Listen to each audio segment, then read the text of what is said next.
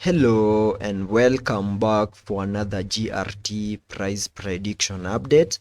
and in this video I'll be diving deep into the technical analysis here on the GRT chart and also give you my next price targets. And before I do so, show some love by first giving this video a thumbs up, subscribe to the channel, and also check out the channel membership.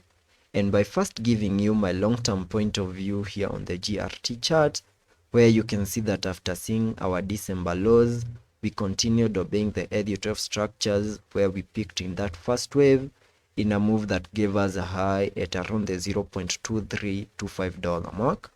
Then afterwards, we started a breakdown move in the formation of a larger Elliot wave count 2, whose minimum target areas I have highlighted here on the charts using this red target area,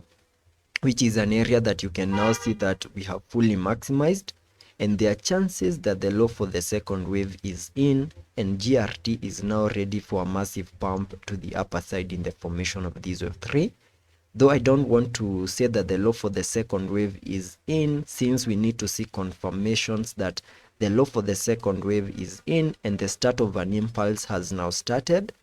And all I'm watching here on the GRT chart on the lower time frames is an impulsive move in a 5-wave structure to the upper side. So the moment GRT is able to give us a complete 5-wave move to the upside, followed by an ABC corrective structure and a break above significant areas of resistances and also significant highs, then that will be enough confirmation that the low for the second wave is in and the start of an impulse in that wave 3 has now started. And that is all I'm keeping my eyes on. And on the lower time frames, I have been focusing on an Elliot wave structure that we have here on the charts that could give us that complete 5-wave move to the upside, where you can see that after seeing our massive breakdown on the 10th of June in a breakdown move that gave us a low at around the $0.0884 mark,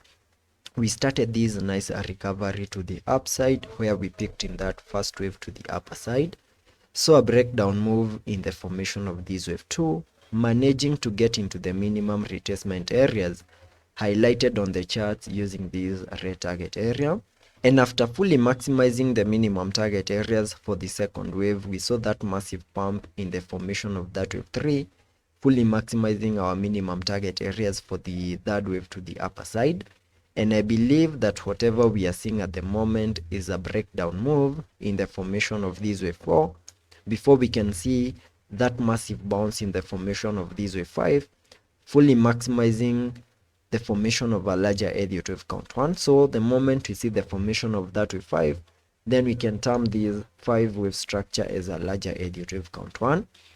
Then from that point, you can expect a bit of a breakdown move in the formation of that larger Elliot wave count 2. And we also need to have invalidation points for our Elliot wave structure at the wave 1 high, since according to the Elliot wave guidelines, the fourth wave should not retrace into the wave 1 territory. So the moment we see a retracement into the wave 1 area at around the $0.1145 mark, then that would be suggesting an invalidation point for this Elliot wave structure that I have on the charts. And once that plays out, then we can start from scratch once more and start and term this as another structure to the upper side. So that is what you need to have in mind.